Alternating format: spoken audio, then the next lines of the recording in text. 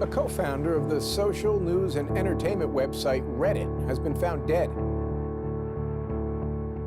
He certainly was a prodigy, although he never kind of thought of himself like that. He was totally unexcited about starting businesses and making money. There's a profound sense of loss tonight in Highland Park, Aaron Swartz' hometown, as loved ones say goodbye to one of the internet's brightest lights. Open access and computer activists are mourning his loss. An astonishing intellect. You talk to people who knew him. He was killed by the government, and MIT betrayed all of its basic principles. They wanted to make an example out of him, okay? Governments have an insatiable desire to control. He was potentially facing 35 years in prison and a $1 million fine. Raising questions of prosecutorial zeal and I would say even misconduct. Have you looked into that particular matter and reached any conclusions? Growing up, I slowly had this process of realizing that all the things around me that people had told me were just the natural way things were, the way things always would be. They weren't natural at all. They were things that could be changed, and they were things that, more importantly, were wrong and should change. And once I realized that, there was really kind of no going back.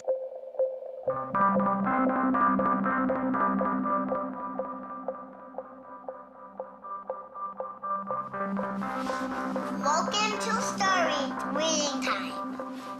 The name of the book is Paddington at the Fair. Well, he was born in Highland Park and grew up here. Aaron came from a family of 3 brothers, all extraordinarily bright. So we were all, not the best behaved children and, 3 boys running around all the time, causing trouble. Hey, no. But I've come to the realization Aaron learned how to learn at a very young age. 1, 2, 3, 4, 5, 6, 7, 8, 9, 10. Knock, knock. Who's there? Aaron. Aaron who? Aaron, funny man. He knew what he wanted, and he always wanted to do it. He always accomplished what he wanted. His curiosity was endless. Here's a little picture of what's the planet's sign. Each planet has a symbol. Mercury symbol, Venus symbol, Earth symbol, Mars symbol, Jupiter symbol. One day he said to Susan, "What's this free family entertainment in downtown Highland Park?" Free family entertainment downtown Highland Park. He was 3 at the time, and she said, "What are you talking about?" And he said, "Look, it says here on the refrigerator, free family entertainment in downtown Highland Park." And so she was floored and astonished that he could read. It's called My Family Seder. The Seder night is different from all other nights. I remember once we were at the University of Chicago Library. I pulled a book off the shelf that was from like 1900 and showed him and said, this is really just an extraordinary place. We all were curious children, but Aaron really liked learning and really liked teaching. So they were going to learn the ABCs backwards. Z, Y, X, W, V, U, T. I remember he came home from his first algebra class, and he was like, "Noah, let me teach you algebra." And I'm like, "What is algebra?" And he was always like that. Now you press the click button. There, now it's got that. When he was about 2 or 3 years old, and Bob introduced him to computers, and he just took off like crazy on them. We all had computers, but Aaron really took to them, really took to the internet. Working at the computer? Mommy, why is nothing working? He started programming from a really young age. I remember the first program that I wrote with him was in BASIC, and it was a Star Wars trivia game. He sat down with me in the basement where the computer was for hours programming this game. The problem that I kept having with him is there was nothing that I wanted done. And to him, there was always something to do, always something that programming could solve. The way Aaron always saw it is that programming is magic, right? You can accomplish these things that normal humans can't.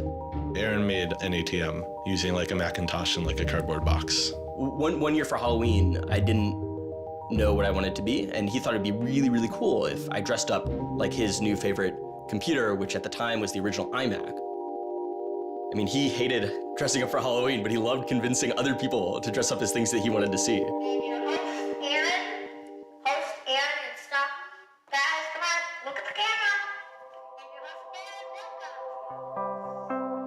He made this website called The Info, where people can just fill in information. Like, I'm sure someone out there knows all about gold leafing. Why don't they write about that on this website? And then other people could come at a later point and read that information and edit the information if they thought it was bad. Not too dissimilar from Wikipedia, right? And this was before Wikipedia had begun, and this was developed by a 12-year-old in his room by himself, running on, you know, this tiny server using ancient technology. And one of the teachers responds like, "This is a terrible idea. You can't just like let anyone author the encyclopedia. The whole reason we have scholars is to write these books for us. How could you ever have such a terrible idea?" Me and my other brother would be like, "Oh, you know, yeah, Wikipedia is cool, but you know, we had that in our house like 5 years ago." Aaron's website, theinfo.org, wins a school competition hosted by the Cambridge-based web design firm Ars Digita. We all went to Cambridge for when he won the Ars Digita Prize. And, you know, we had no clue what Aaron was doing. It was obvious that the prize was really important. Aaron soon became involved with online programming communities, then in the process of shaping a new tool for the web. He comes up to me, it's like, "Ben, there's this really awesome thing that I'm working on. You need to hear about it." I'm like, "Yeah, what is it?" He says, "It's this thing called RSS." And he explains to me what RSS is. I'm like, why is that useful, Aaron? Like, is any site using it? Like, why would I want to use it? There was this mailing list for people who were working on RSS and XML more generally. And there was a person on it named Aaron Swartz who was combative but very smart and who had lots of good ideas. And he didn't ever come to the face-to-face meetings. And they said, you know, when are you gonna come out to one of these face-to-face meetings? And he said, you know, I don't think my mom would let me. I'm 14, I just turned 14. And so their first reaction was, well, you know, this colleague we've been working with all year was 13 years old while we were working with him, and he's only 14 now. And their second reaction was, Christ, we really want to meet him. You know, that's extraordinary. He was part of the committee that drafted RSS. What he was doing was to help build the plumbing for modern hypertext. And the piece that he was working on, RSS, was a tool that you can use to get summaries of things that are going on in other web pages. Most commonly, you would use this for a blog. You might have 10 or 20 people's blogs you want to read. You use their RSS feeds, these summaries of what's going on those other pages, to create a unified list of all the stuff that's going on. Aaron was really young, but he understood the technology and he saw that it was imperfect and looked for ways to help make it better.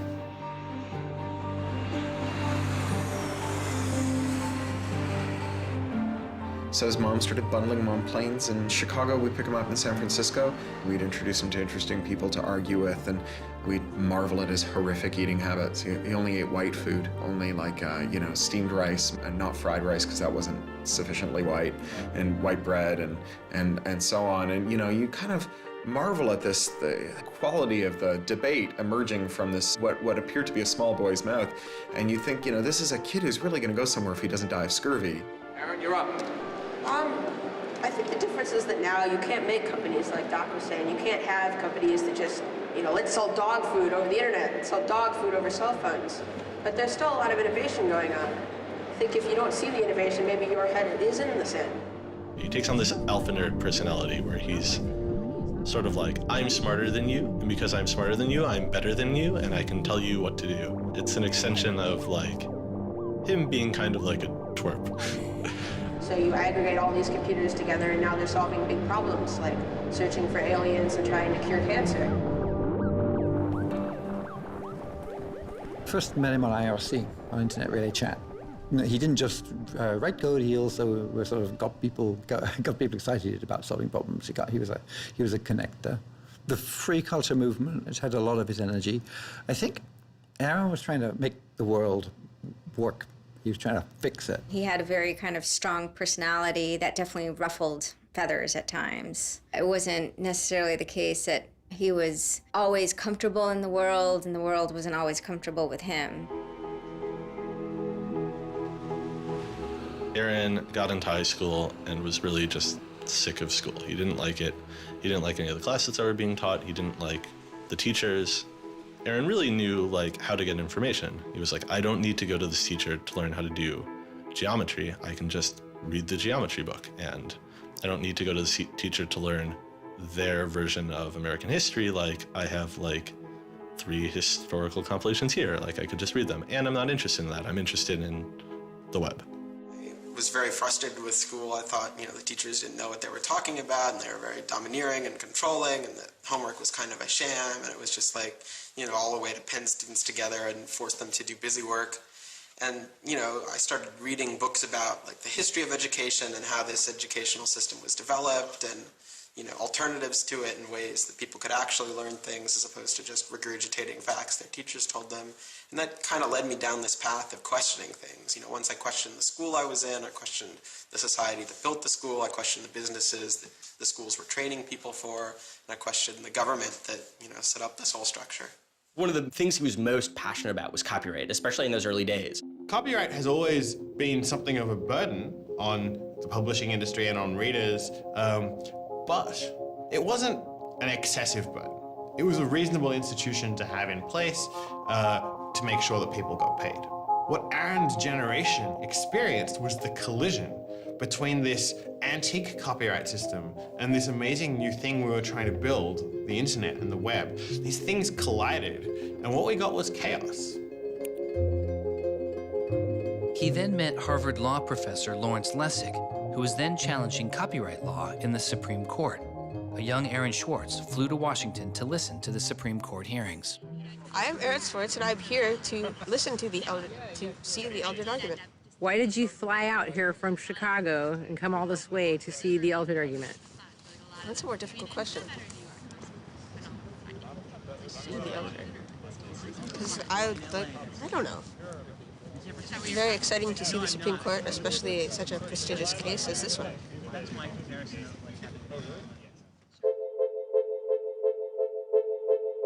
Lessig was also moving forward with a new way to define copyright on the internet.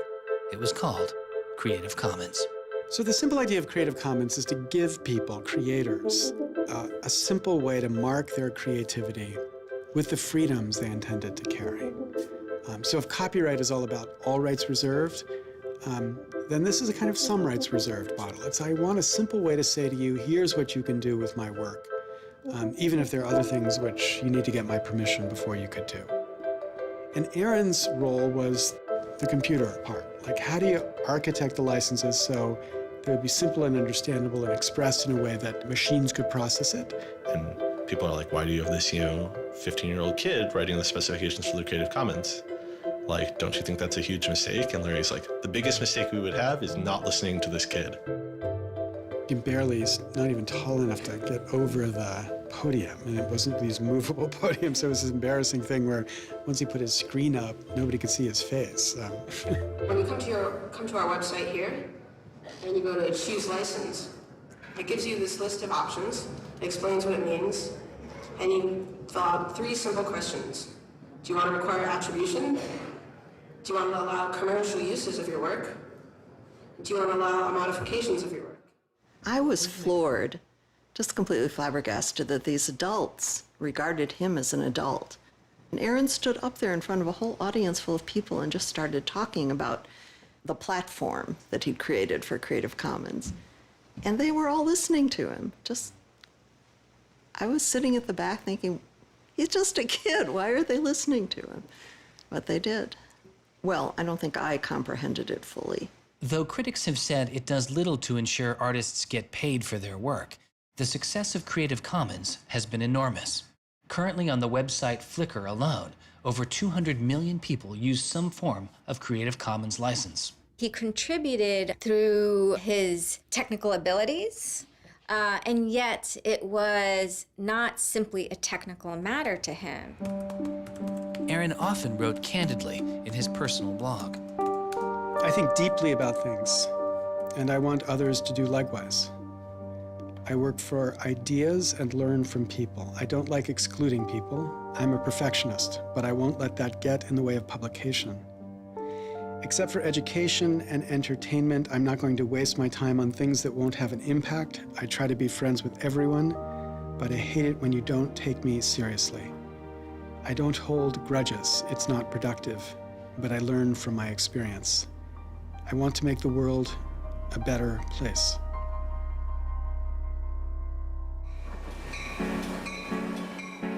In 2004, Swartz leaves Highland Park and enrolls in Stanford University. He had had ulcerative colitis, which was very troubling, and we were concerned about him taking his medication. He got hospitalized, and he would take this cocktail of pills every day. And one of those pills was a steroid, which stunted his growth and made him feel different from many of the other students. Aaron, I think, shows up at Stanford ready to do scholarship and finds himself in effectively a babysitting program for overachieving high schoolers who, in 4 years, are meant to become, captains of industry and 1%ers.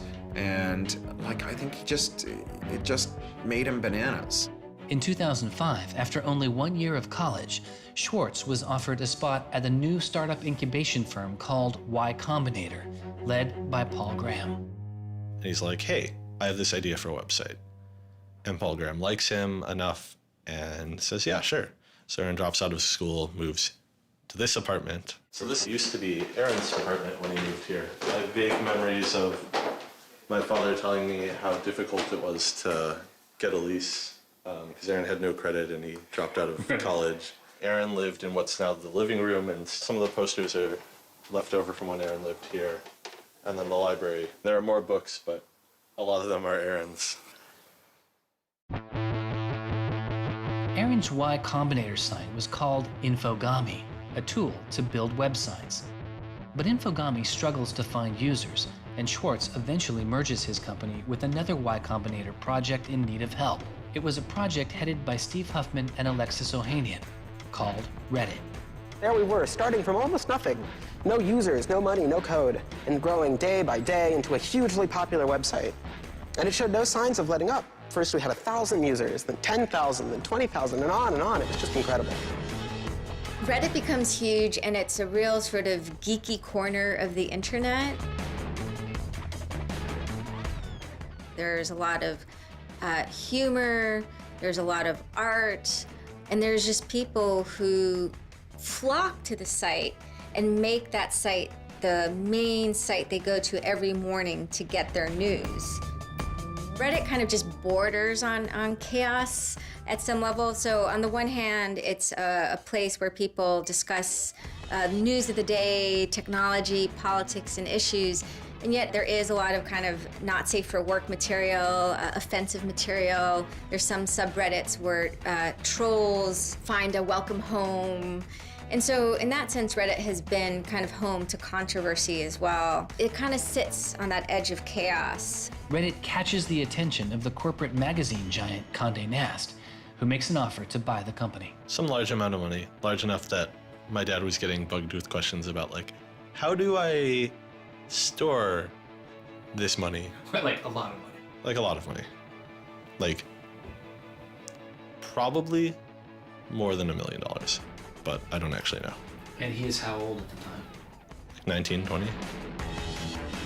So it was in this apartment. They like sat around on what predated these couches, hacking on Reddit. And when they sold Reddit, they threw a giant party and then all flew out to California the next day and left the keys with me. It was funny, you know, he just sold a startup, so we all kind of presumed he was the richest person around, but he said, oh no, I'll take this tiny little shoebox-sized room. That's all I need. Like, it was barely larger than a closet. The idea of him spending his money on fancy objects just seems so implausible. He explains it's like, I like living in apartments, so I'm not gonna spend a lot of money on a new place to live. I'm not gonna buy a mansion. And I like wearing jeans and a t-shirt, so I'm not gonna spend any more money on clothes. So like, it's, you know, really no big deal. What is a big deal to Swartz is how traffic flows on the internet and what commands our attention. In the old system of broadcasting, you were fundamentally limited by the amount of space in the airwaves. You know, you could only send out 10 channels over the airwaves of television, right? Or even with cable, you had 500 channels. On the internet, everybody can have a channel. Everyone can get a blog or a MySpace page. Everyone has a way of expressing themselves.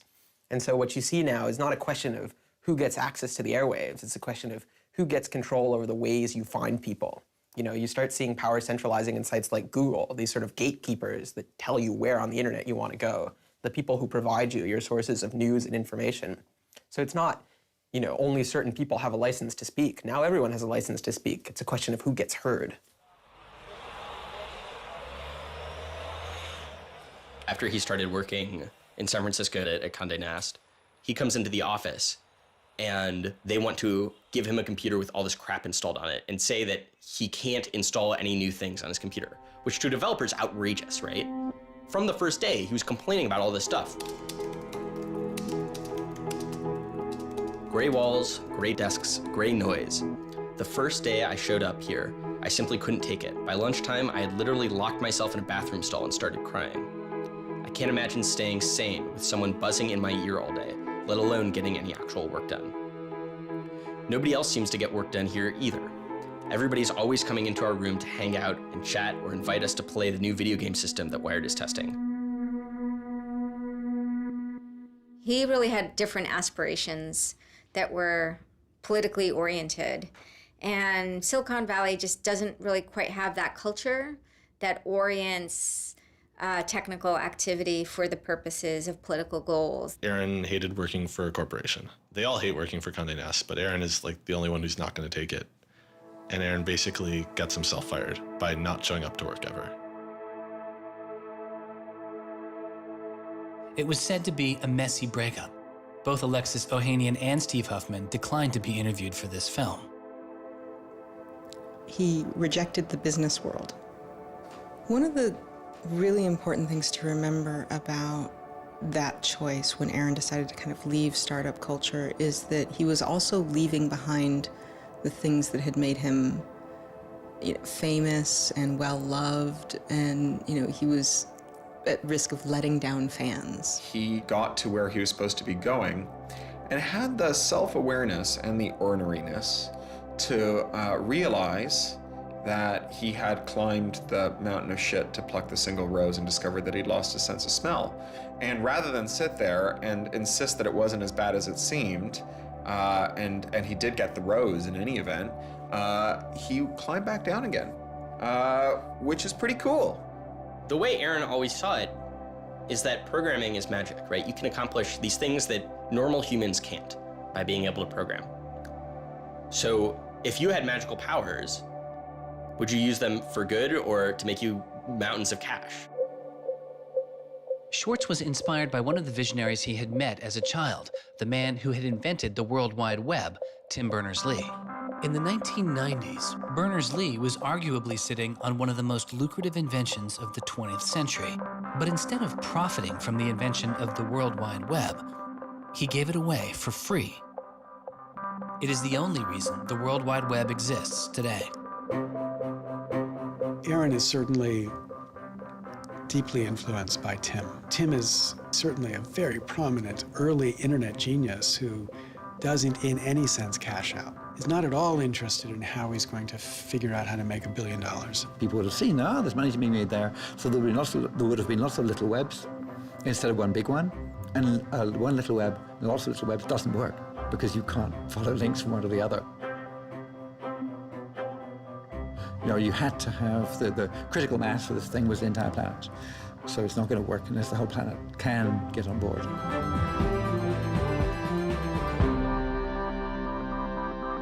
I mean, I feel very strongly that it's not enough to just live in the world as it is, to just kind of take what you're given and, follow the things that adults told you to do and that, your parents told you to do and that society tells you to do. I think you should always be questioning. I take this very scientific attitude that everything you've learned is just provisional, that, it's always open to recantation or refutation or questioning. And I think the same applies to society. Once I realized that there were real serious problems, fundamental problems that I could do something to address, I didn't see a way to forget that. I didn't see a way not to. We just started spending a lot of time just kind of as friends. We would just talk for hours into the night. I definitely should have understood that he was flirting with me. I think to some degree I was like, this is a terrible idea and impossible, and therefore I will pretend it is not happening. As my marriage was breaking down and I was really stuck without anywhere to go, we became roommates and brought my daughter over. We moved in and furnished the house, and it was really peaceful. Like, my life had not been peaceful for a while, and really neither had his.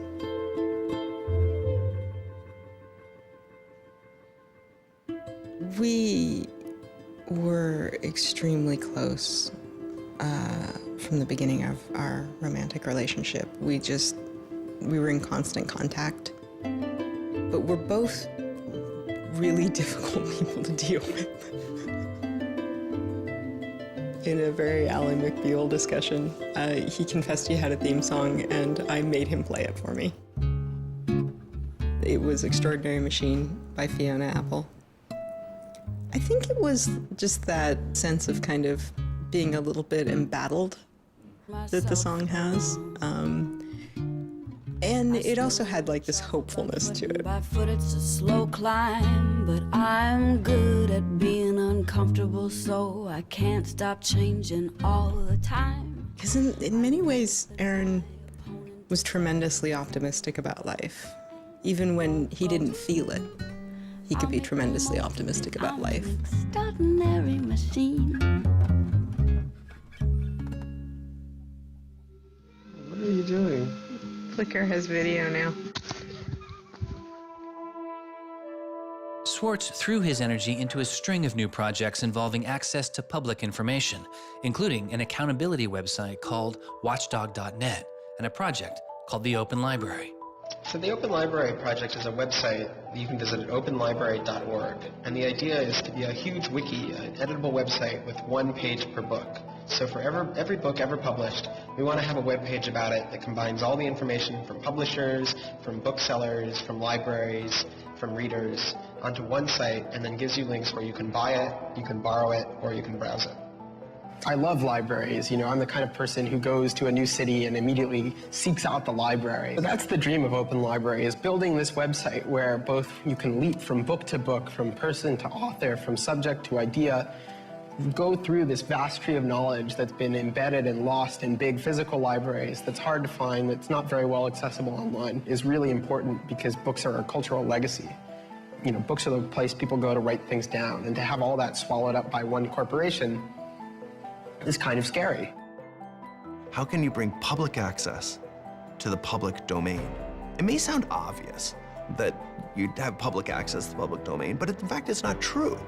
So the public domain should be free to all, but it's often locked up There's often, guard cages. It's like having a national park, but with a moat around it and gun turrets pointed out in case somebody might want to actually come and enjoy the public domain. One of the things Aaron was particularly interested in was bringing public access to the public domain. This is one of the things that got him into so much trouble.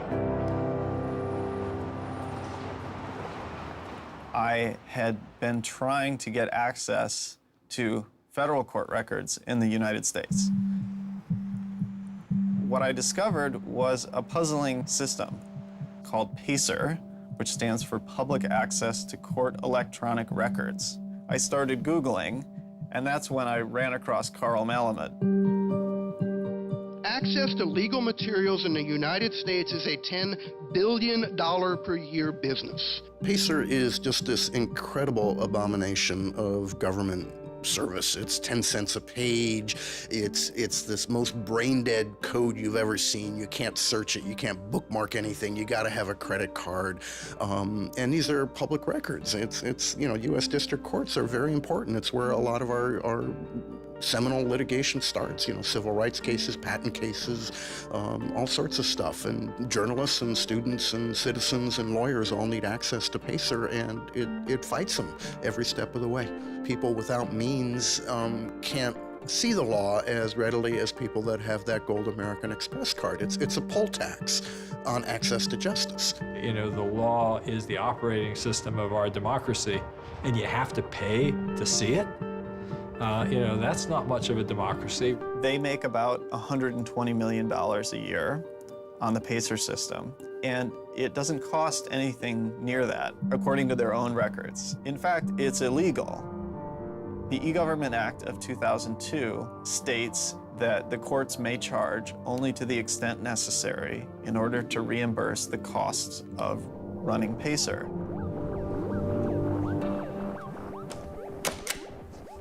As the founder of public.resource.org, Malamud wanted to protest the PACER charges.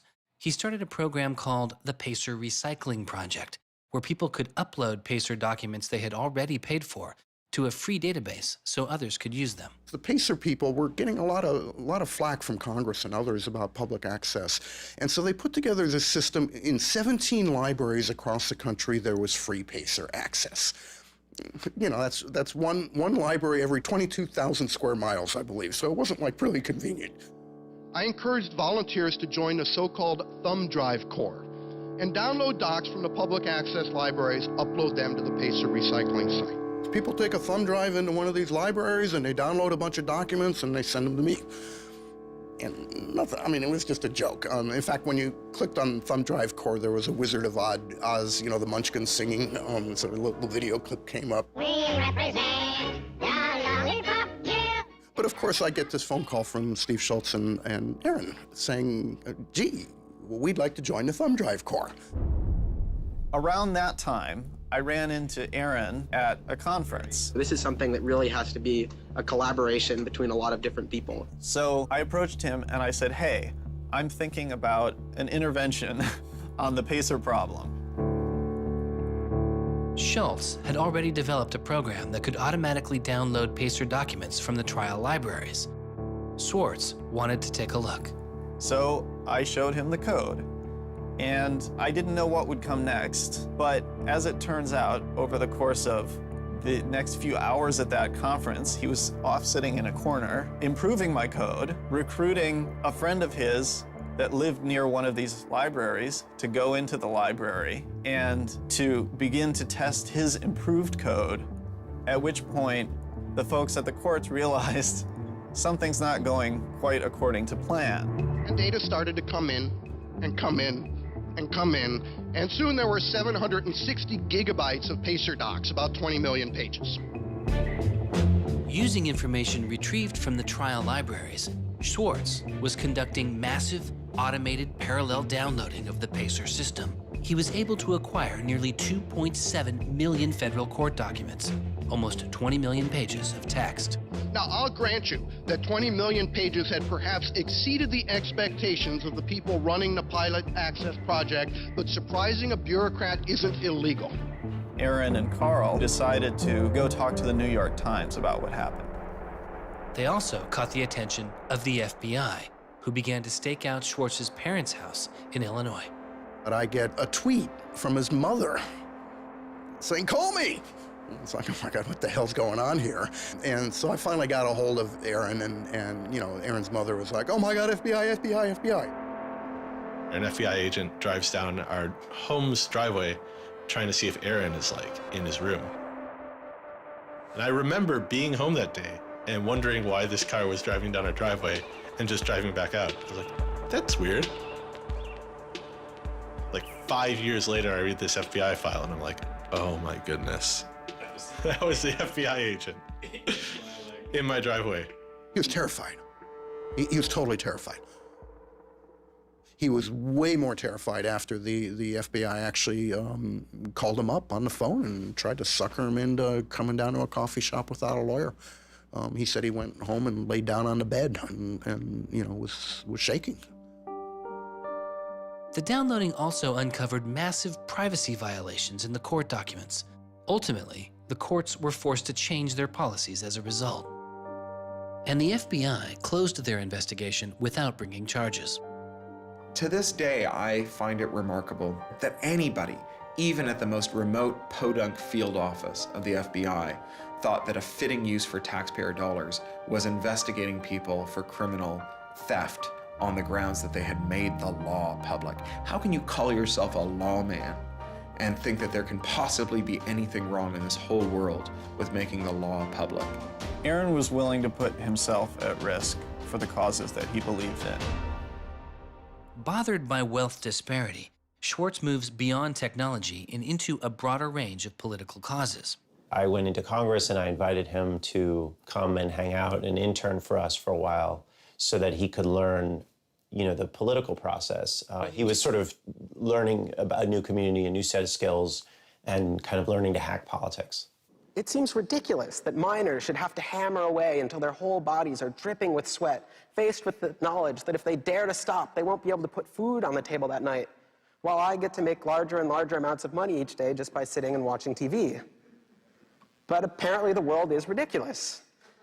So I co-founded a group called the Progressive Change Campaign Committee, and what we try and do is we try and organize people over the internet who care about progressive politics and moving the country in a more progressive direction to kind of come together, join our email list, join our campaigns, and help get progressive candidates elected all across the country. The group is responsible for igniting the grassroots effort behind the campaign to elect Elizabeth Warren to the Senate.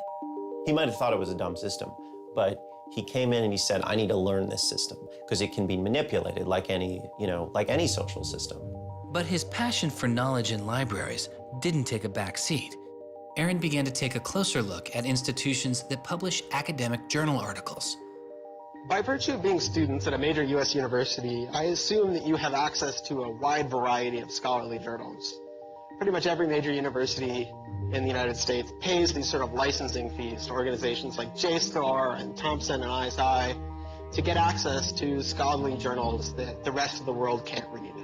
These scholarly journals and articles are essentially the entire wealth of human knowledge online, and many have been paid for with taxpayer money or with government grants. But to read them, you often have to pay again, handing over steep fees to publishers like Reed Elsevier. These licensing fees are so substantial that people who are studying in India instead of studying in the United States don't have this kind of access. They're locked out from all of these journals. They're locked out from our entire scientific legacy. I mean, a lot of these journal articles, they go back to the Enlightenment. Every time someone has written down a scientific paper, it's been scanned and digitized and put in these collections. That is a legacy that has been brought to us by the history of people doing interesting work, the history of scientists. It's a legacy that should belong to us as a commons, as a people, but instead it's been locked up and put online by a handful of for-profit corporations who then try and get the maximum profit they can out of it. So a researcher paid by the university or the people publishes a paper, and in the very, very last step of that process, after all the work is done, after all the original research is done, the thinking, the lab work, the analysis, after everything is done at that last stage, then the researcher has to hand over his or her copyright to this multi-billion-dollar company. And it's sick. It's an entire economy built on volunteer labor. and then the publishers sit at the very top and scrape off the cream. Talk about a scam. One publisher in Britain made a profit of $3 billion last year. I mean, what a racket. JSTOR is just a very, very small player in that story, but for some reason, JSTOR is the player that Aaron decided to confront. He'd gone to some conference around open access and open publishing, and I don't know who the person from JSTOR was, but I think at some point Aaron asked the question, like, how much would it cost to open up JSTOR in perpetuity? And they gave some, I think it was $200 million, something that Aaron thought was totally ridiculous. Working on a fellowship at Harvard, he knew users on MIT's famously open and fast network Nextdoor had authorized access to the riches of JSTOR. Swartz saw an opportunity. You have a key to those gates. And with a little bit of shell script magic, you can get those journal articles. On September 24th, 2010, Swartz registered a newly purchased Acer laptop on the MIT network under the name Gary Host. The client name was registered as Ghost Laptop. He doesn't hack JSTOR in the traditional sense of hacking. The JSTOR database was organized, so it was completely trivial to figure out how you could download all the articles in JSTOR because it was basically numbered. It was basically, / number article 444,024, then 25, then 26. He wrote a Python script called keepgrabbing.py, which was like keep grabbing one article after another. The next day, Ghost Laptop begins grabbing articles, but soon the computer's IP address is blocked. For Swartz, it's barely a bump in the road. He quickly reassigns his computer's IP address and keeps downloading. Well, JSTOR and MIT take a number of steps to try to interfere with this when they notice that this is happening. And when the more modest steps don't work, then at a certain stage, JSTOR just cuts off MIT from having access to the JSTOR database. So there's this kind of cat and mouse game around getting access to the JSTOR database. Aaron ultimately, obviously, is the cat because he has more technical capability than the JSTOR database people do in defending them. And eventually, there was an unlocked supply closet in the basement of one of the buildings. And he went, instead of going through Wi-Fi, he went down there and he just plugged his computer directly into the network and just left it there with an external hard drive downloading these articles to the computer. Unknown to Swartz, his laptop and hard drive had been found by authorities. They didn't stop the downloads. Instead, they installed a surveillance camera. They found the computer in this room in the basement of an MIT building. They could have unplugged it. They could have waited for the guy to come back and said, dude, what are you doing? Cut it out. Who are you? And they could have done all that kind of stuff, but they didn't. What they wanted to do was film it to gather evidence to make a case. That's the only reason you film something like that.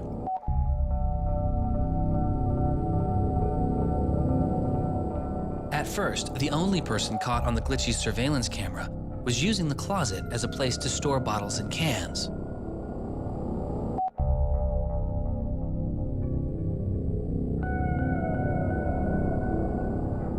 But days later, it caught Swartz.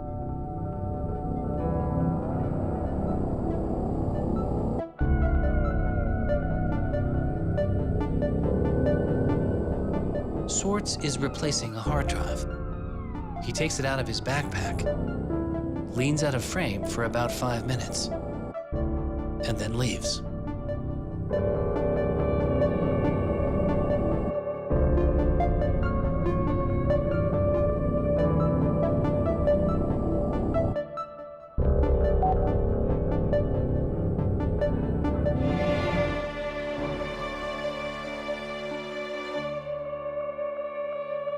And then they organized a stakeout where as he was biking home from MIT, these cops came out from either side of the road or something like that and started going after him.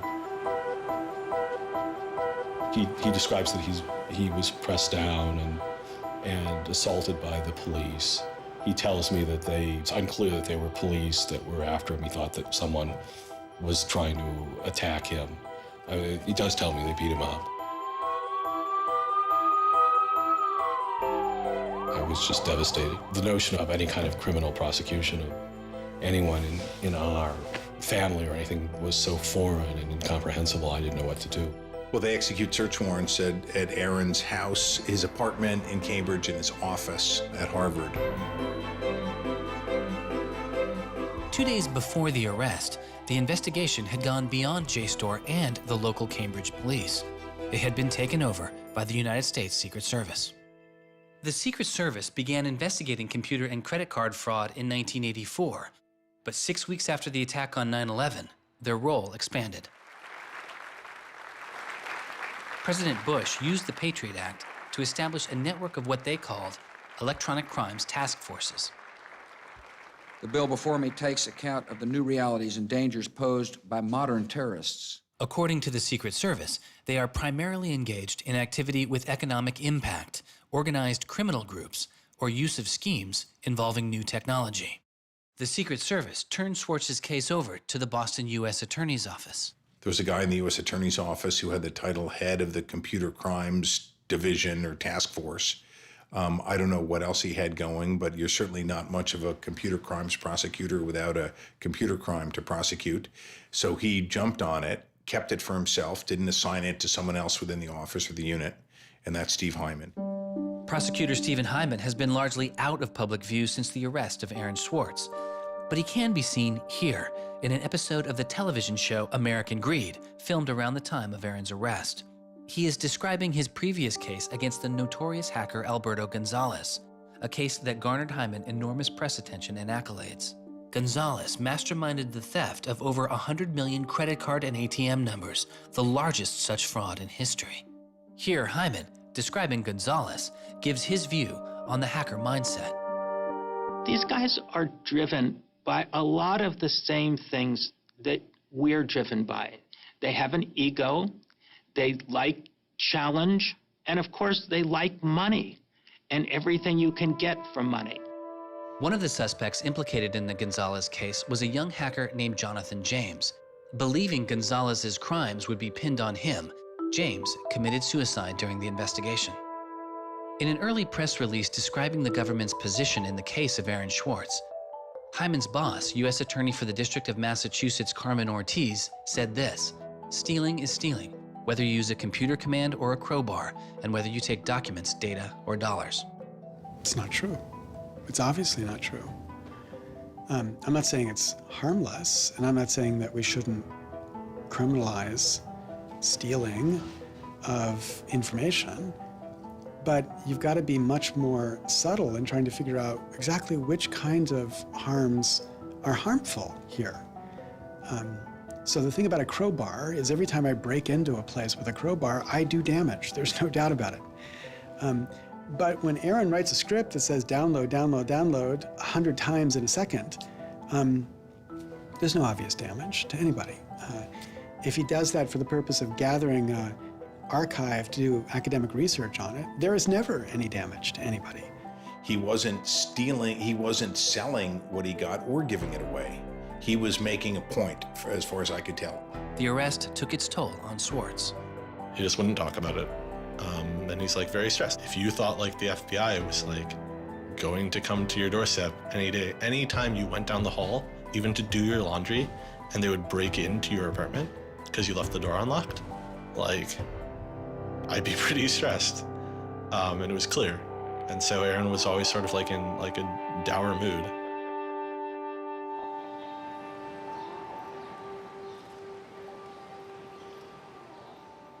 He wouldn't give off any sensitive information about his whereabouts during this time because he was so afraid that the FBI would be waiting for him. It was a time of unprecedented social and political activism. Time magazine would later name as their 2011 Person of the Year, the protester. There was a kind of hotbed of hacker activity going on. WikiLeaks had released a trove of diplomatic cables.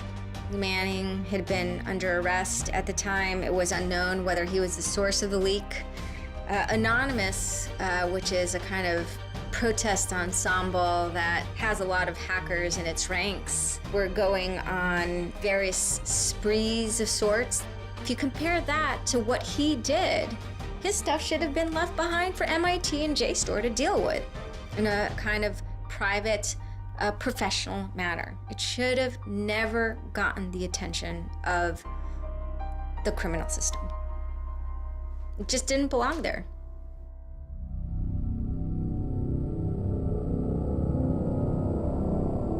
Before he was indicted, Swartz was offered a plea deal that involved 3 months in prison, time in a halfway house, and a year of home detention, all without the use of a computer.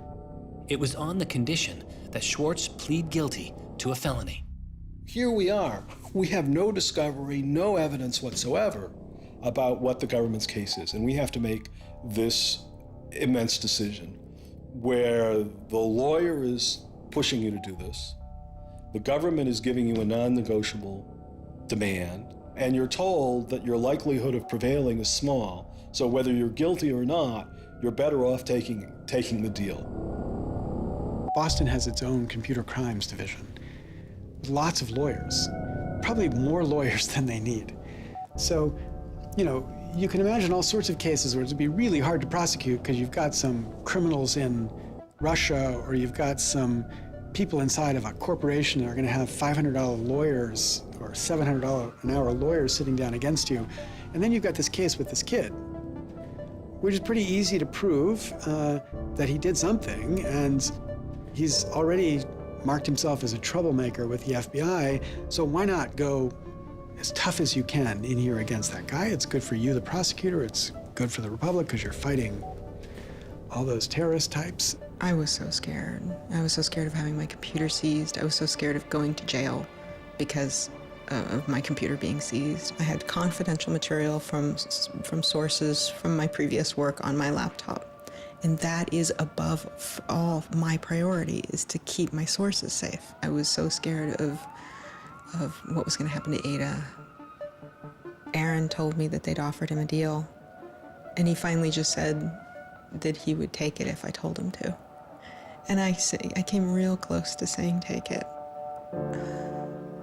He had developed like serious political aspirations in the intervening time between when, you know, that moment when he ended that entrepreneurial startup life and begun this new life that had come to this political activism. And he just didn't believe that he could continue in his life with a felony. You know, he said to me one day, we were walking by the White House, and he said to me, they don't let felons work there.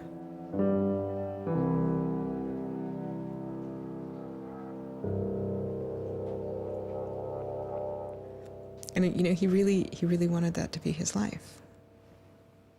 He hadn't killed anybody. He hadn't hurt anybody. He hadn't, like, stolen money. He hadn't done anything that seemed felony worthy, right? And there is this idea that, like, there's no reason that he should be labeled a felon and taken away his right to vote in many states for doing what he did. Like, that's just outrageous. Like, it makes sense for him to be, you know, maybe fined a bunch of money or, you know, asked not to come back to MIT again. But, like, to be a felon, to face jail time. Swartz turned down the plea deal. Hyman redoubled his efforts. Hyman continued to press us at all levels. Even with the physical evidence seized from Aaron's Acer computer, hard drive, and USB drive, the prosecutors needed evidence of his motives. Why was Aaron Swartz downloading articles from JSTOR, and just what did he plan to do with them? The government claims that he was planning to publish these. We don't really know whether that was his real intention, because Aaron also had a history of doing projects where he'd analyze giant data sets of articles in order to learn interesting things about them.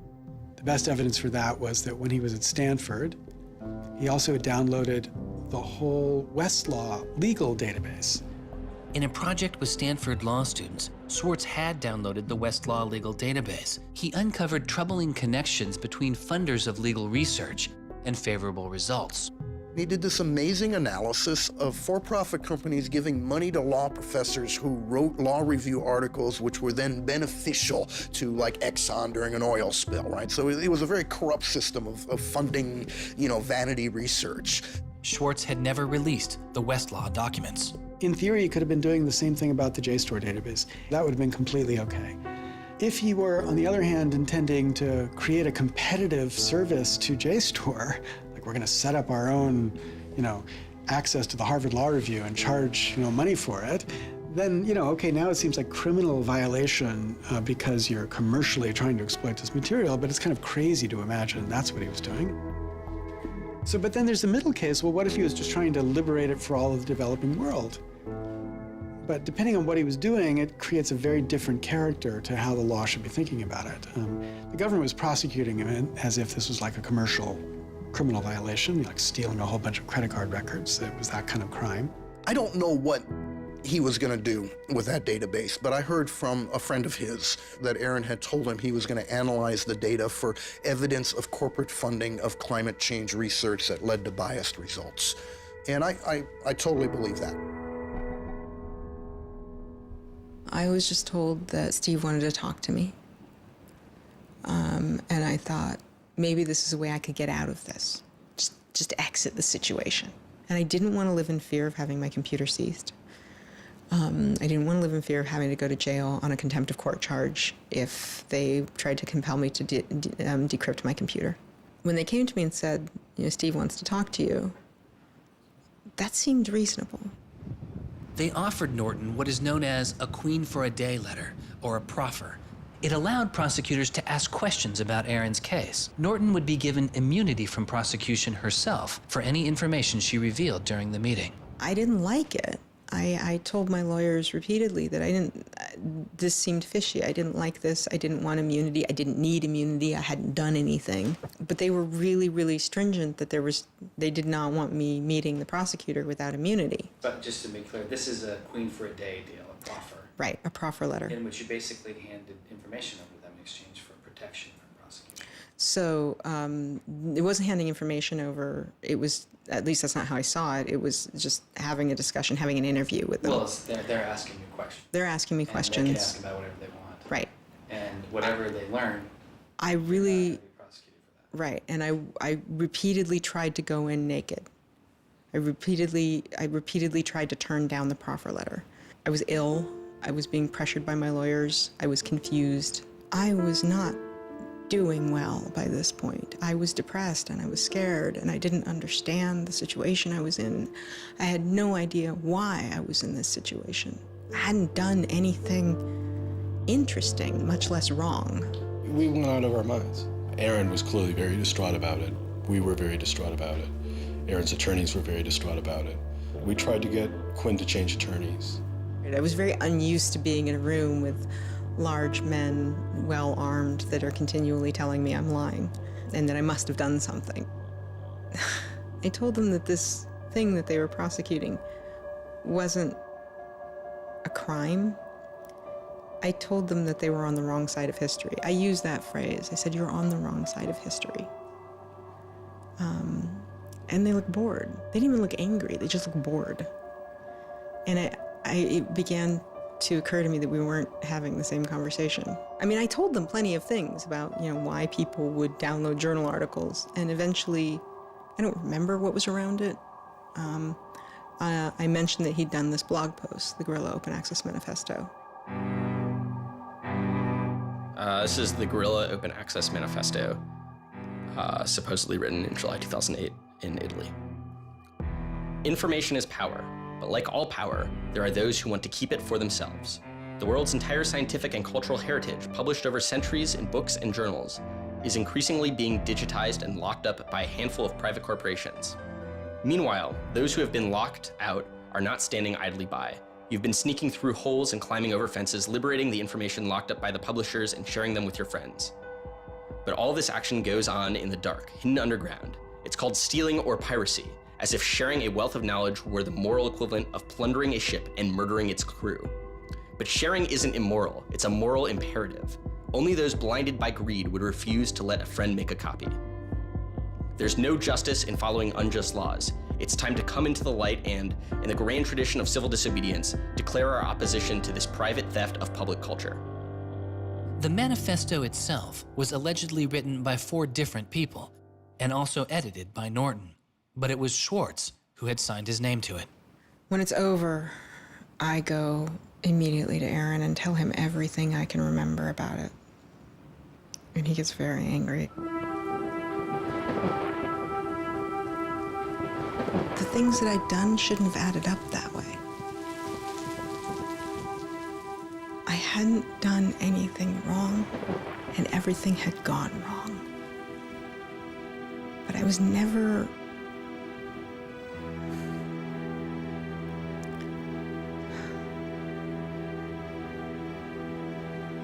I'm still angry. I'm still angry that you can try your best with these people to do the right thing, and they will turn everything against you, and they will hurt you with anything they can. And in that moment, I regret that I said what I did. But my much larger regret is that we have settled for this, that we are okay with this. That we are okay with a justice system that tries to game people into little traps so they can ruin their lives. So yeah, I wish I hadn't said that, but I am much, much angrier that this is where I am. That this is what we as a people think is okay. They used every method that I think they could think of to get her to provide information which would be unhelpful to Aaron and helpful to the prosecution of Aaron. Right. But you know, I don't think she had information that was helpful to the government. Months go by as Schwartz's friends and family await a looming indictment. In the meantime, Swartz was becoming a go-to expert on a series of internet issues. To you then, do you think that the internet is something that should be considered a human right and something that the government cannot take away from you? Yes, definitely. I mean, this notion that national security is an excuse to shut down the internet, that's exactly what we heard in Egypt and Syria and all these other countries. And so, yeah, it's true. Sites like WikiLeaks are going to be putting up some embarrassing material about what the U.S. government does, and people are going to be organizing to protest about it and try and change their government. You know, and that's a good thing. That's what all these First Amendment rights of free expression, of freedom of association are all about. And so the notion that we should try and shut those down, I think, just goes against very basic American principles. The principle, I think, is one that our founding fathers would have understood. If the internet had been around back then, instead of putting post offices in the Constitution, they would have put ISPs. Well, it's definitely interesting to see how... Swartz meets activist Taryn Steinbrickner Kaufman, and the two begin to date. We need a massive global public outcry. If there's no massive global public outcry, it won't create any change. You know, 4 people in this city should cause a massive global public outcry. You know, we need a petition signer. Without telling her specifics, he warned her he was involved in something he called simply the bad thing. And I had sort of crazy theories, like that he was having an affair with Elizabeth Warren or something. I speculated both Hillary Clinton and Elizabeth Warren, actually, but... So sometime in probably late July, Aaron called me, and I happened to pick up, and he said, you know, the bad thing might be in the news tomorrow. Do you want me to tell you, or do you want to read about it in the news? And I said, well, I want you to tell me. And he said, well, I've been arrested for downloading too many academic journal articles, and they want to make an example out of me. And I was like, that's it? That's the big fuss? Really? Like, this doesn't sound like a very big deal. On July 14th, 2011, federal prosecutors indict Swartz on 4 felony counts. He gets indicted on the same day that like 2 people in England who are part of LulzSec get arrested, and like a few other real hackers. And Aaron is just like someone who kind of looks like a hacker, enough that they can like, you know, put his head on a stake and like put it on the gates. Aaron went to surrender, and they arrested him. They then strip searched him, took away his shoelaces, took away his belt, and left him in solitary confinement. The District of Massachusetts United States Attorney's Office released a statement saying Swartz faces up to 35 years in prison, to be followed by 3 years of supervised release, restitution, forfeiture, and a fine of up to $1 million. He is released on $100,000 bail. The same day, the primary victim in the case, JSTOR, formally drops all charges against Swartz and declines to pursue the case. JSTOR, they weren't our friends, they weren't helpful or friendly to us, but they also were just kind of like, we're not part of this. JSTOR and their parent company, Ithaca, also sidestepped requests to talk with this film. But at the time, they released a statement saying it was the government's decision whether to prosecute, not JSTOR's. And so it's our belief that with that, the case will be over. That we should be able to get Steve Hyman to drop the case or settle it in some rational way. And the government refused. Why? Well, because I think they wanted to make an example out of Aaron. And they said they wanted to, the reason why they wouldn't move on requiring a felony conviction and jail time was that they wanted to use this case as a case of for deterrence. They told us that. They told you that? Yes. This was going to be an example? Yes. He was going to be an example? Yes. Steve Hyman said that. Deterring who? Like, there's other people out there running around logging onto JSTOR and downloading the articles to make a political statement? I mean, who are they deterring? It would be easier to understand the Obama administration's posture of supposedly being for deterrence if this was an administration that, for instance, prosecuted arguably the biggest economic crime that this country has seen in the last 100 years, the crimes that were committed that led to the financial crisis on Wall Street. When you start deploying the non-controversial idea of deterrence only selectively, you stop making a dispassionate analysis of lawbreaking, and you started deciding to deploy law enforcement resources specifically on the basis of political ideology. And that's not just undemocratic, it's supposed to be un-American. Prosecutor Stephen Hyman later reportedly told MIT's outside counsel that the straw that broke the camel's back was a press release sent out by an organization Swartz founded called Demand Progress. According to the MIT account, Hyman reacted to the short statement of support, calling it a wild internet campaign and a foolish move that moved the case from a human one-on-one level to an institutional level. That was a poisonous combination. A prosecutor who didn't want to lose face, who had a political career in the offing maybe, and didn't want to have this come back and haunt them. You spent how many tax dollars arresting someone for taking too many books out of the library and they got your ass handed to you in court? No way. I then moved to try to put pressure on MIT in various ways to get them to go to the government and request the government to stop the prosecution. What is MIT's reaction to that?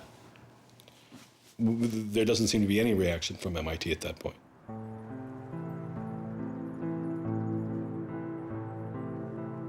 MIT doesn't defend Aaron, which to people inside of the MIT community seems outrageous because MIT is a place that encourages hacking in the biggest sense of the word. At MIT, the idea of going and running around on roofs and tunnels that you weren't allowed to be in was not only a rite of passage, it was part of the MIT tour.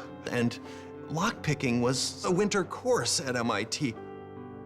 They had the moral authority to stop it in its tracks. MIT never stood up and took a position of saying to the feds, don't do this. We don't want you to do this. You're overreacting. This is too strong, that I'm aware of. They acted kind of like any corporation would. They helped the government. They didn't help us unless they felt they had to, and they never tried to stop it. MIT declined repeated requests to comment, but they later released a report saying they attempted to maintain a position of neutrality and believed Hyman and the U.S. Attorney's Office did not care what MIT thought or said about the case. MIT's behavior seemed really at odds with the MIT ethos, right? You could argue that MIT turned a blind eye and that was okay for them to do. But taking that stance, taking that neutral stance in and of itself was taking a pro-prosecutor stance. If you look at Steve Jobs and Steve Wozniak, they started by selling a blue box, which was a thing designed to defraud the phone company. If you look at Bill Gates and Paul Allen, they initially started their business by using computer time at Harvard, which was pretty clearly against the rules. The difference between Aaron and the people I just mentioned is that Aaron wanted to make the world a better place. He didn't just want to make money. Swartz continues to be outspoken on a variety of internet issues. You know, the reason the internet works is because of the competitive marketplace of ideas. And what we need to be focusing on is getting more information about our government, more accessibility, more discussion, more debate. But instead, it seems like what Congress is focused on is shutting things down. Aaron thought he could change the world just by explaining the world very clearly to people. Flame can literally control your computer and make it spy on you. Welcome, Aaron. Good to have you back on the show here. You know, just like spies used to in olden days put microphones and tap what people were saying, now they're using computers to do the same things. Schwartz's political activity continues, his attention turning to a bill moving through Congress designed to curb online piracy. It was called SOPA. Activists like Peter Eckersley saw it as an enormous overreach, threatening the technical integrity of the internet itself. And one of the first things I did was to call Aaron. I said, can we do a big online campaign against this? This isn't a bill about copyright. It's not? No, he said. It's a bill about the freedom to connect. Now I was listening. And he thought about it for a while and then said yes. And he went and founded Demand Progress. Demand Progress is an online activism organization. We've got around 1.5 million members now, but started in the fall of 2010. Aaron was one of the most prominent people in a community of people who helped lead organizing around social justice issues at the federal level in this country. SOPA was the bill that was intended to curtail online piracy of music and movies, but what it did was basically take a sledgehammer to a problem that needed a scalpel. If passed, the law would allow a company to cut off finances to entire websites without due process, or even to force Google to exclude their links. All they needed was a single claim of copyright infringement. It pitted the titans of traditional media against a new and now far more sophisticated remix culture. It makes everyone who runs a website into a policeman. And if they don't do their job of making sure nobody on their site uses it for anything that's even potentially illegal, the entire site can get shut down without even so much as a trial. This was over the top. I mean, this was a catastrophe.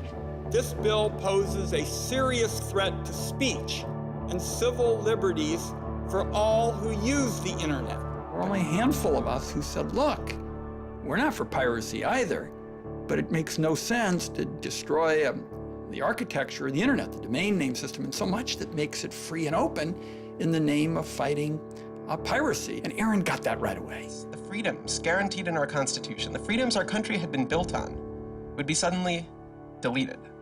New technology, instead of bringing us greater freedom, would have snuffed out fundamental rights we'd always taken for granted. And I realized that day, talking to Peter, that I couldn't let that happen.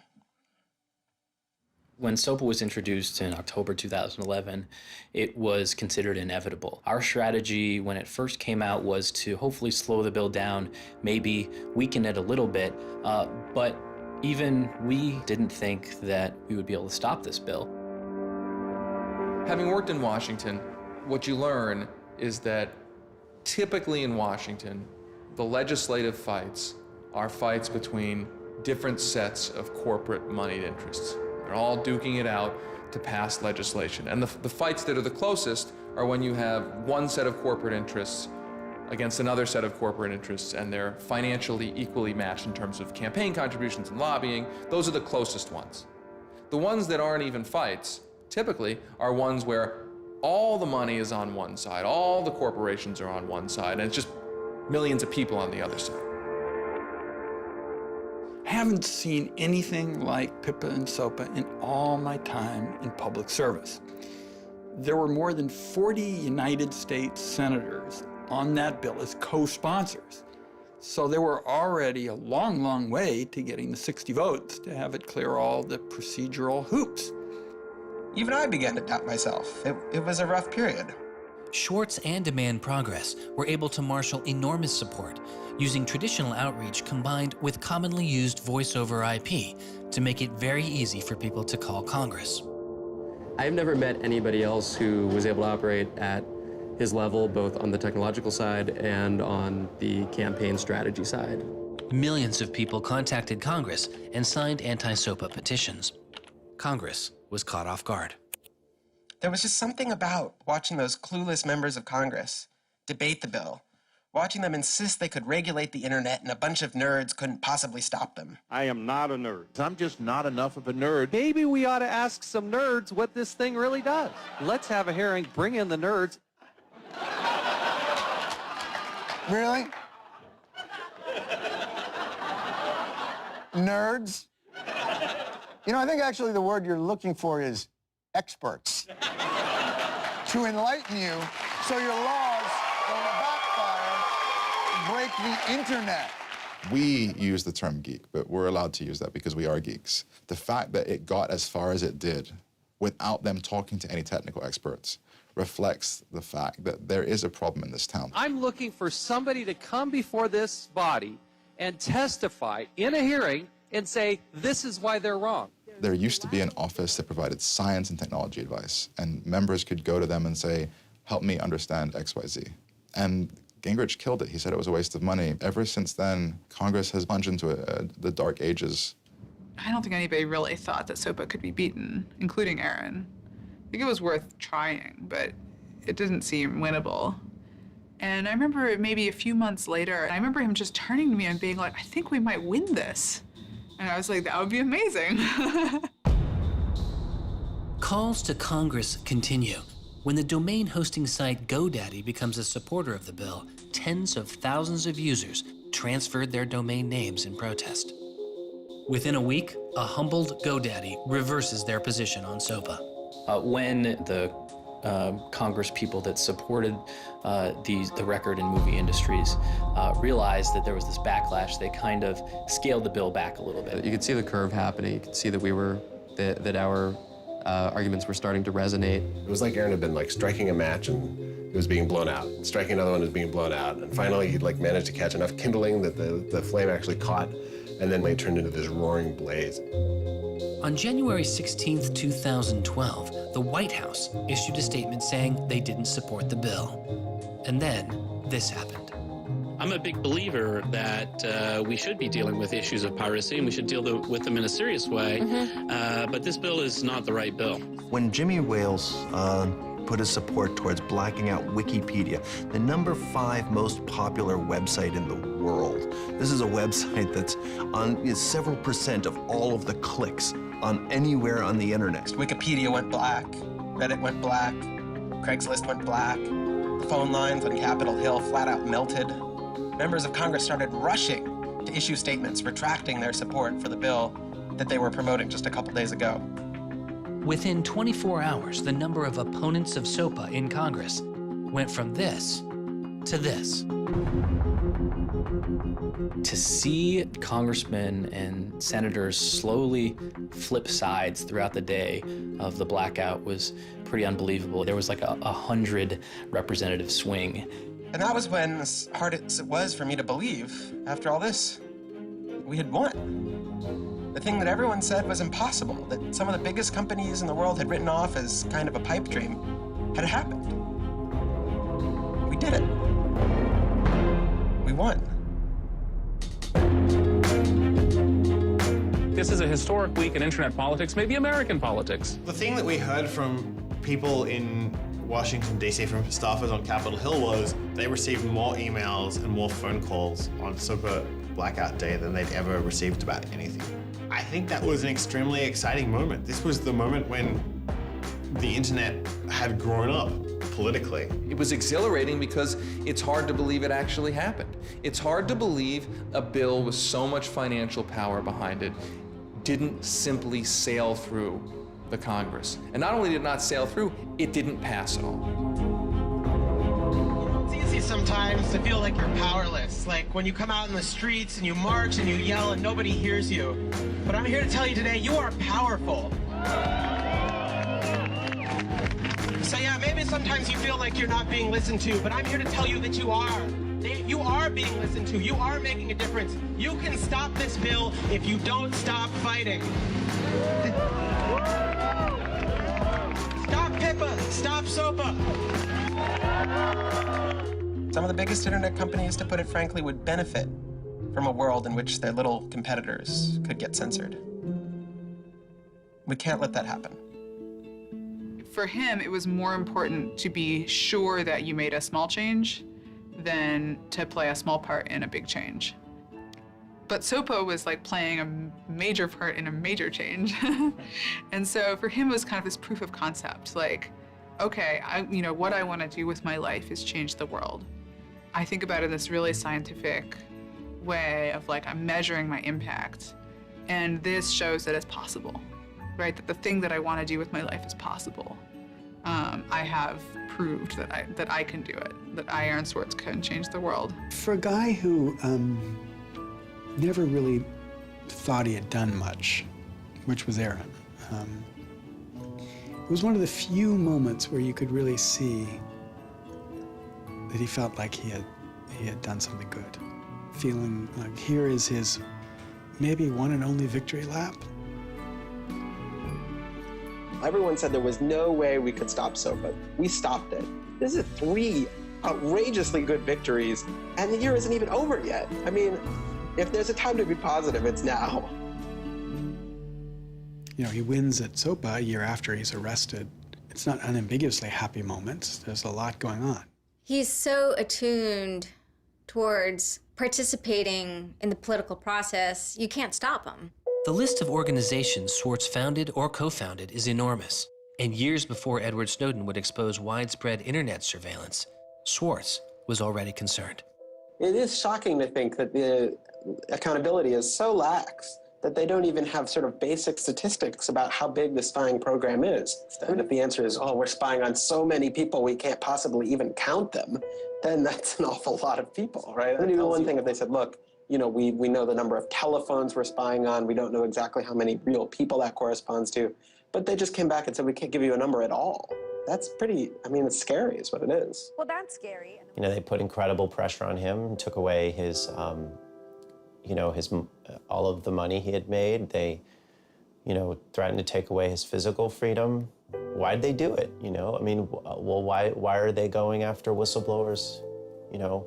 Why are they going after people who tell the truth about all sorts of things? I mean, from the banks to the, you know, to war, to just sort of government transparency. So secrecy serves those who are already in power. And we are living in an era of secrecy that coincides with an era where the government is doing also a lot of things that are probably illegal and unconstitutional.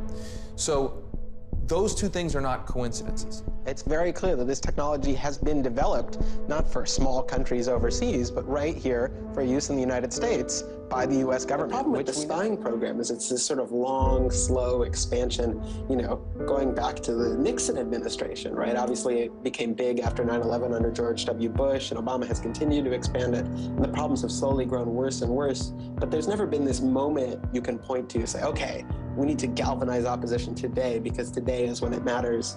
Instead, it's mattered for. The prosecution, in my estimation, of Aaron Swartz was about sending a particular laser-like message to a group of people that the Obama administration sees as politically threatening.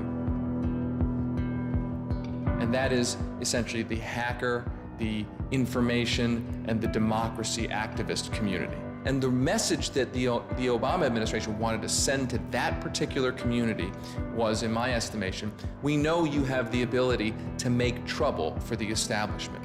And so we are going to try to make an example out of Aaron Swartz to scare as many of you as possible into not making that trouble.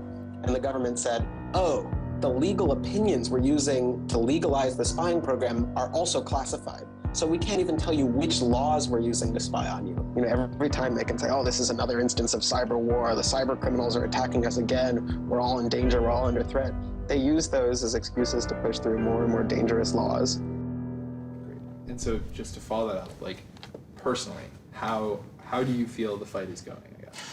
It's up to you. I know, but we gotta like, you know. You know,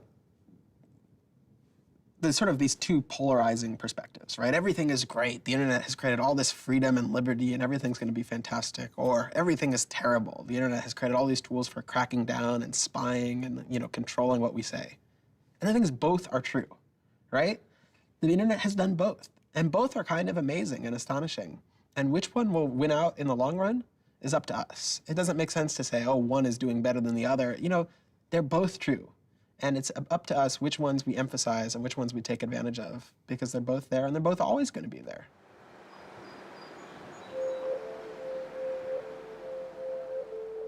On September 12, 2012, federal prosecutors filed a superseding indictment against Swartz, adding additional counts of wire fraud, unauthorized access to a computer, and computer fraud. Now, instead of 4 felony counts, Swartz was facing 13. The prosecution's leverage had dramatically increased, as did Swartz's potential jail time and fines.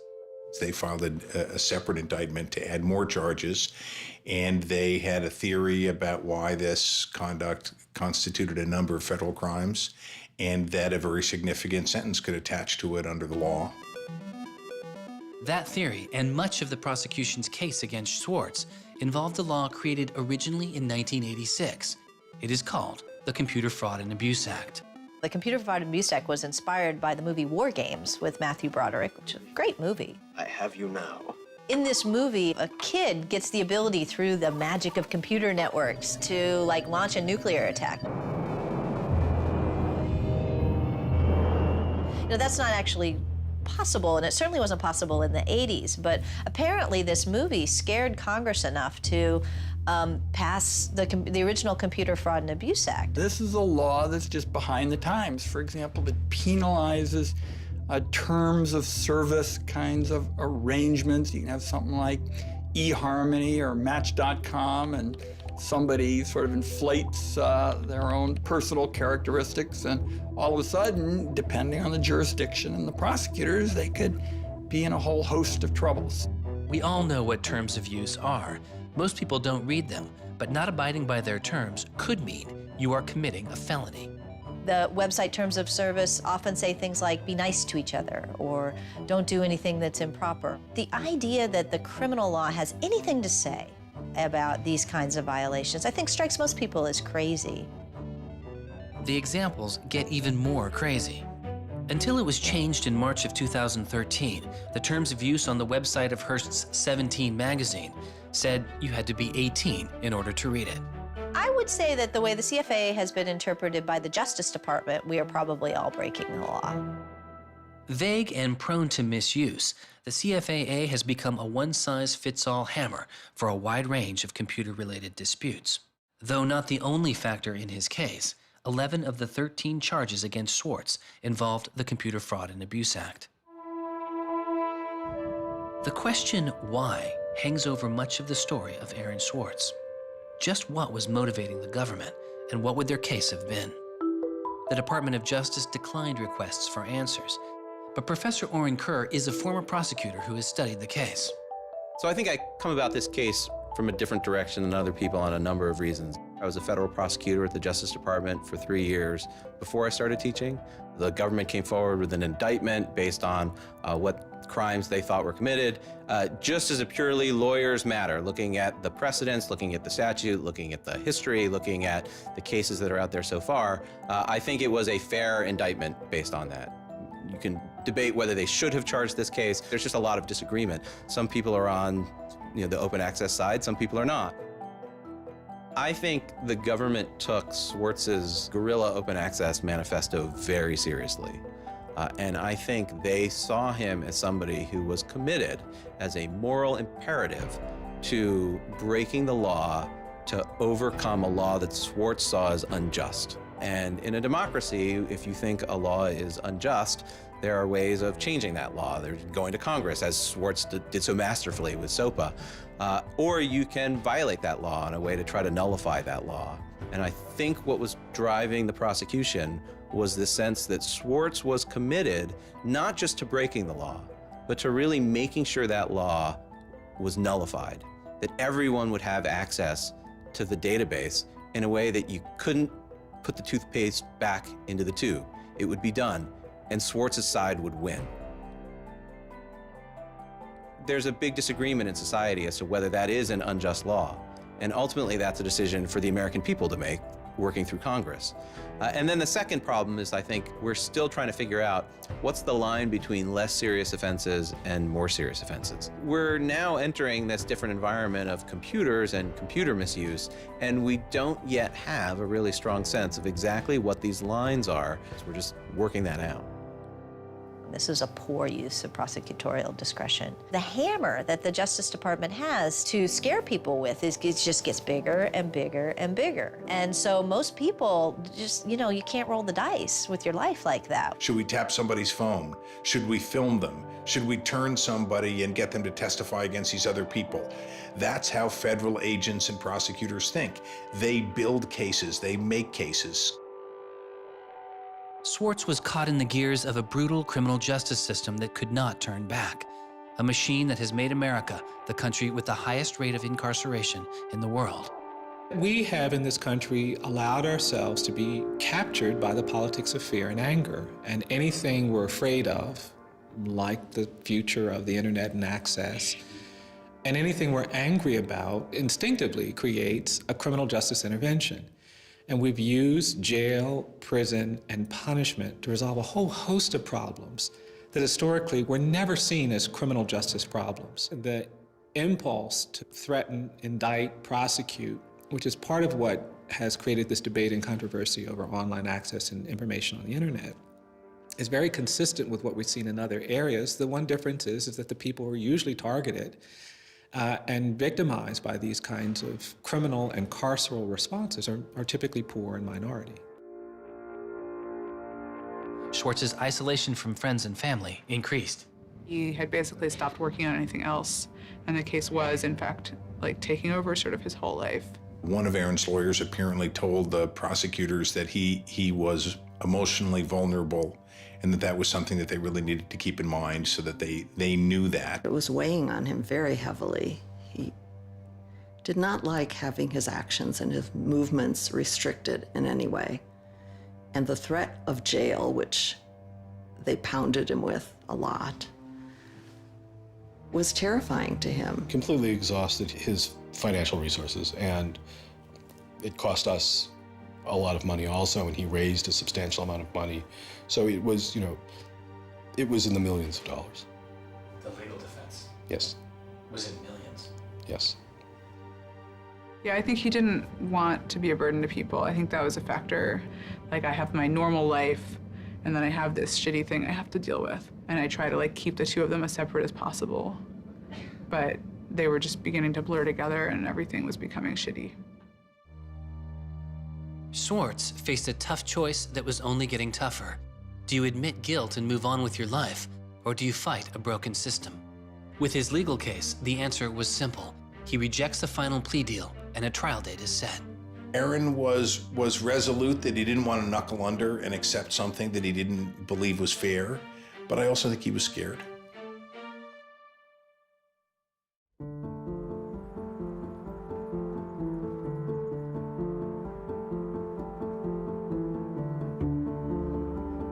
I don't think they would have convicted Aaron. I think we would have walked him out of that courthouse, and I would have given him a big hug, and we would have walked across that little river in Boston and gone and had a couple of beers. I really thought that we were right. I thought that we were going to win the case. I thought that we could win the case. He didn't talk about it very much, but you could see the enormous pain that he was going through.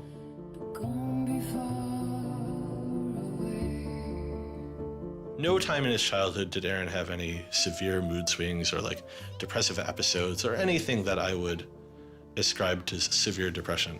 And it's possible, he was depressed. People get depressed.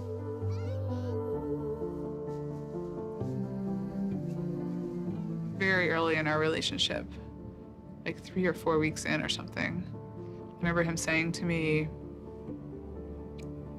that I was a lot stronger than he was. He was brittle in a lot of ways. Things were a lot harder for him than for a lot of people. It was part of his brilliance, too. I think he probably had something like clinical depression in his early 20s. I don't think he did when I was with him. He wasn't a joyful person. But that's different from being depressed. He was just under such enormous pressure for 2 years straight. He just didn't want to do it anymore. He was just like, I just think it was too much.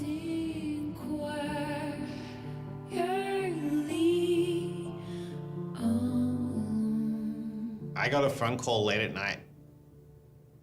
I could tell something was wrong, and then I called and I realized what had happened.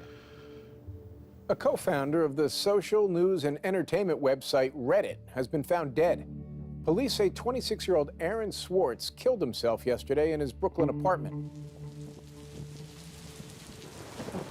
I just thought, we've lost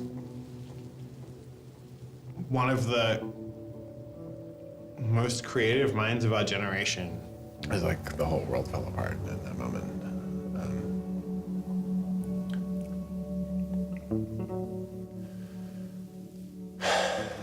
It was one of the hardest nights of my life.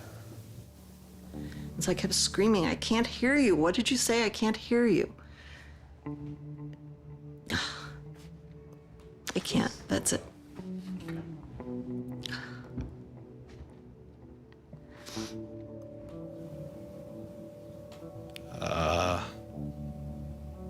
Like, yeah, none of it made any sense.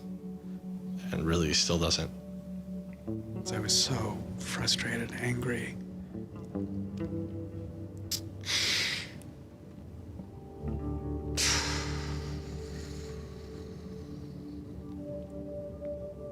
You know, I tried to explain it to my kids. My 3-year-old told me that the doctors would fix him.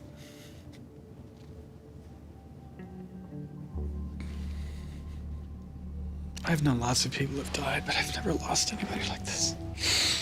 Because everybody feels, and I do too, there's so much we could have more to do. Like, I just didn't know he was there. I didn't know this was what he was suffering, and he was part of me.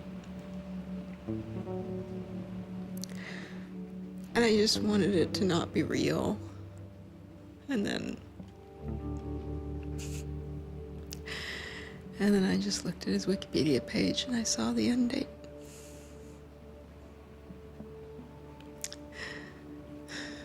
To 2013.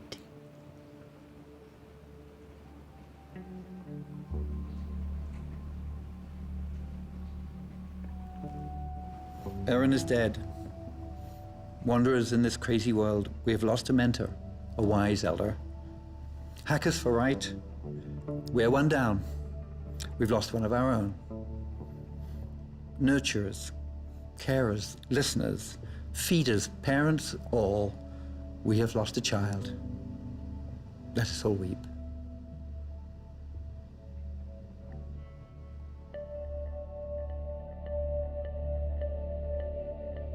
my first thought was, well, what if nobody even notices?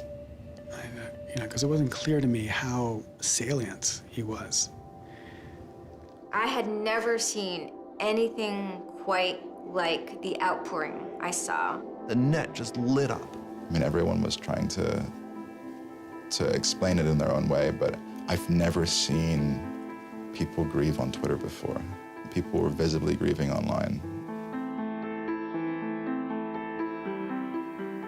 He was the internet's own boy, and the old world killed him.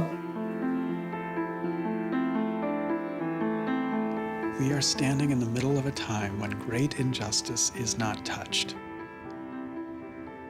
Architects of the financial meltdown have dinner with the president regularly. In the middle of that time, the idea that this was what the government had to prosecute just seems absurd if it weren't tragic.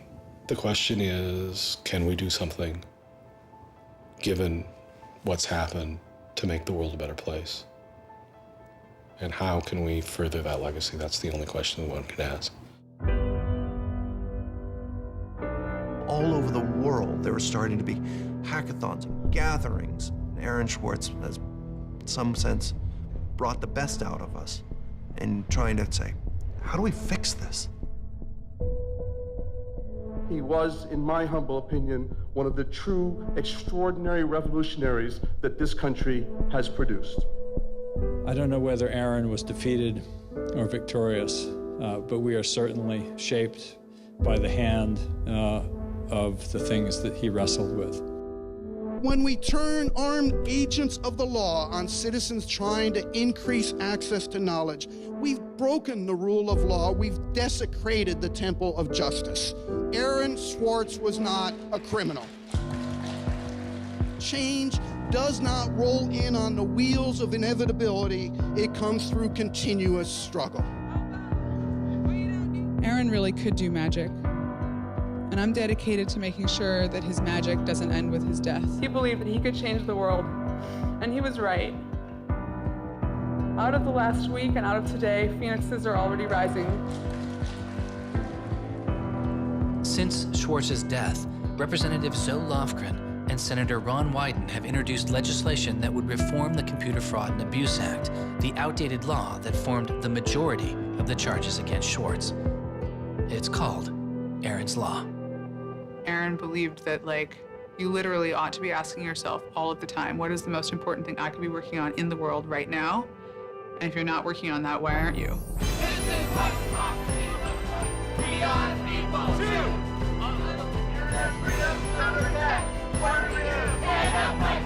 Internet freedom is under attack. What do we do? Hey, hey, go home. Our Northeast has got to go. Hey, hey. I wish we could change the past, but we cannot. But we can change the future, and we must. We must do so for Aaron. We must do so for ourselves. We must do so to make our world a better place, a more humane place, a place where justice works and access to knowledge becomes a human right. So there was a kid back in February from Baltimore, 14 years old, who had access to JSTOR. And he'd been spelunking through JSTOR after reading something. And he figured out a way to do early tests for pancreatic cancer. And pancreatic cancer kills the shit out of you because we detect it way too late. By the time we detect it, it's already too late to do anything about it. He sent emails off to the entire oncology department at Johns Hopkins, hundreds of them. And every 14-year-old kid, yeah. And most of them ignored it, right? But one of them sent him an email back and said, this is not an entirely stupid idea. Why don't you come on over? And this kid worked evenings and weekends with this researcher. And in February, I heard him on the news, just a couple of weeks after Aaron died, when Aaron was in the news a lot. Sorry. And he said the reason he was on the news is because they'd done it. They were shipping an early test for pancreatic cancer that was going to save lives. And he said, this is why what Aaron did was so important. Because you never know, right? This truth of the universe is not only something that policymakers use to figure out, what the speed limit should be. It's where the thing that's going to keep, your kid from dying of pancreatic cancer comes from. And without access, the person who might come up with the thing that's got your number on it may never find that answer. He slept so well, he didn't fall out of bed once, not even when he dreamed he was back on the spacecraft. Very good, Aaron. Very good. Yay, Aaron. Okay. Now it's song time.